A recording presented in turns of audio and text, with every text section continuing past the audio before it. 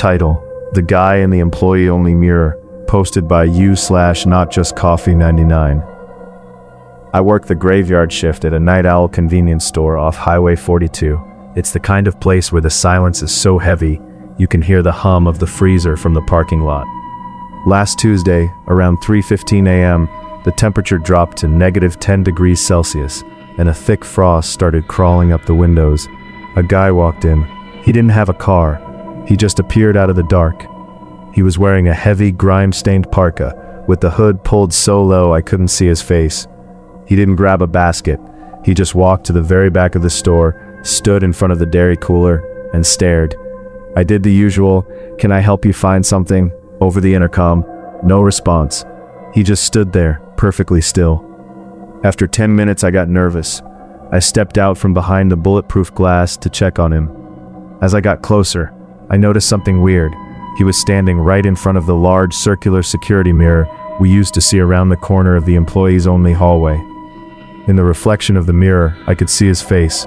It was pale, gaunt, and his eyes were wide, fixed directly on me in the reflection. I froze. He slowly raised a hand and pointed, not at me, but at the reflection of the storage room door behind me. "He's still in there," the man rasped. His voice sounded like sliding sandpaper. "Who?" I whispered, my heart hammering. "The man who killed me," he said. I scrambled back to the counter, grabbed my phone, and locked myself in the booth while calling the police. The guy didn't move. He just kept pointing at that door in the mirror. The twist: the police arrived in 6 minutes. They found the store empty. No man in a parka. No footprints in the fresh snow outside. I felt like a local idiot, until the lead officer asked to see the security footage. We pulled up the tape. On the screen, I saw myself walk to the back of the store. I saw myself stop and talk to thin air. There was no man in a parka. I looked like a lunatic talking to a ghost. "Sorry for wasting your time," I muttered, shaking. "Wait," the officer said, leaning into the monitor. "Go back. Look at the storage room door." In the footage, while I was staring at the empty space where I thought the ghost was, the storage room door, which is supposed to be deadbolted from the outside, slowly creaked open 3 inches. A hand reached out, grabbed the handle, and locked the deadbolt from the inside. The police kicked the door down. They didn't find a ghost. They found a crawl space under the floorboards, filled with my missing sweaters, half-eaten sandwiches from the deli case, and a collection of Polaroids taken of me while I was sleeping in the break room. The ghost wasn't trying to scare me. He was the only reason I realized someone had been living under my feet for 3 months, waiting for the one night I'd be brave enough to leave the booth. Title: The Ice Scraper at Pump 4, posted by Midnight Mistake. The wind was howling so hard it sounded like screaming. It was 2 a.m., and I was counting down the minutes until my shift ended at the roadside Express Mart. Because of the cold, the motion sensor lights in the parking lot were glitching, flickering on and off every few seconds. A beat-up white sedan pulled up to Pump 4. A woman got out. She was dressed way too light for the weather, just a thin cardigan and jeans. She grabbed an ice scraper and started working on her windshield. The weird part? She wasn't scraping ice. She was scraping the inside of the glass. I watched her through the window. Every time the parking lot lights flickered off, she'd be in a different position. Off, scrape, on. She's at the side window. Off, scrape, on. She's at the back window.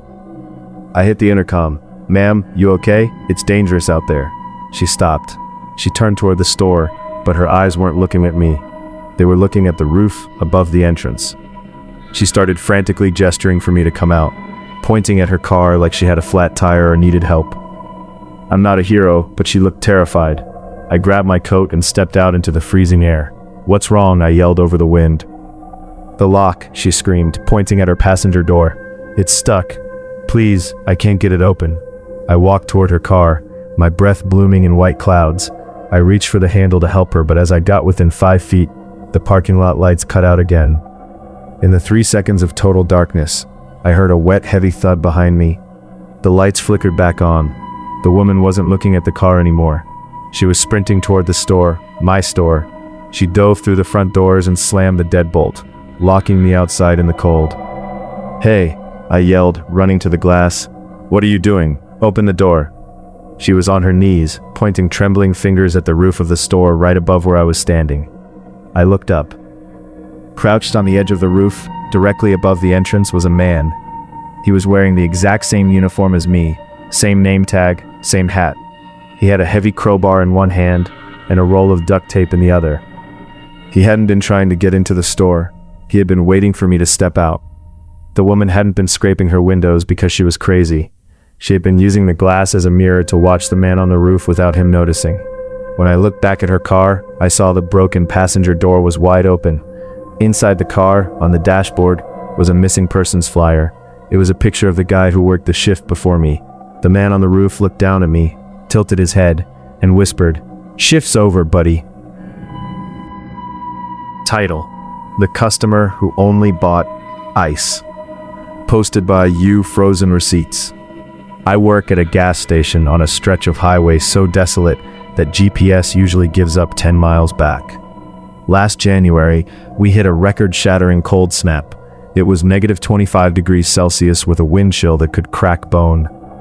At 1 a.m., a guy in a bright yellow rain slicker, totally wrong for a blizzard, walked in. He didn't look at me. He walked straight to the back, grabbed a 10-pound bag of ice from the freezer, and put it on the counter. "That'll be $4.50, I said. He didn't speak, he just handed me a $20 bill. His skin wasn't just pale, it looked like gray marble. I gave him his change and he walked out, leaving the ice on the counter. "Hey, you forgot your bag," I yelled. He didn't turn around, he just walked into the darkness. 10 minutes later he came back. Same yellow slicker, same silence. He grabbed another bag of ice. "Man, you already bought one," I said, pointing to the melting bag on the counter. "You okay?" He ignored me, laid down another $20 and walked out. He did this 4 times, every 10 minutes. By 2 a.m., I had 4 bags of ice melting on my counter and $80 in the drawer. I was spooked, so I pulled up the outdoor feed. The camera showed him walking to the edge of the parking lot, where the light fades into the woods. He would dump the ice into a pile and just stand there. I finally called the owner, Dave, who lives in the apartment above the store. "Dave, there's a guy dumping ice in the lot. He looks sick. I'm calling the cops." Dave sounded groggy, then dead silent. "Yellow rain slicker?" "Yeah," I said. "How'd you know?" "Lock the door now. Don't let him back in. I'm coming down with the shotgun." Dave scrambled downstairs, looking whiter than the guy outside. He grabbed the bags of ice on the counter and started frantically shoving them into our industrial floor drain. "Dave, what is going on?" "That's not a guy," Dave whispered, staring at the door. 30 years ago, a trucker froze to death in the parking lot during a storm just like this. He was wearing that yellow coat. Every 10 years when the temperature hits negative 25, he comes back. "So he's a ghost?" I asked, relieved. "That's it?" "No," Dave said, his voice trembling. "He isn't trying to buy ice. Look at the money he gave you." I looked down at the $20 bills in the register. They weren't paper anymore. They had turned into slabs of frozen, preserved human skin, each one precisely the size of a banknote. "He isn't buying ice to be weird," Dave whispered. "He's buying it because he's trying to stay frozen. He knows the store is heated. He's been paying us with pieces of himself, so we'll give him what he needs to keep from rotting before he finds a new coat." Just then the heater kicked on, humming loudly. The man in the yellow slicker appeared at the glass door. He wasn't holding money anymore. He was reaching for his zipper, staring directly at my torso with a sewing needle in his gray, frozen hand.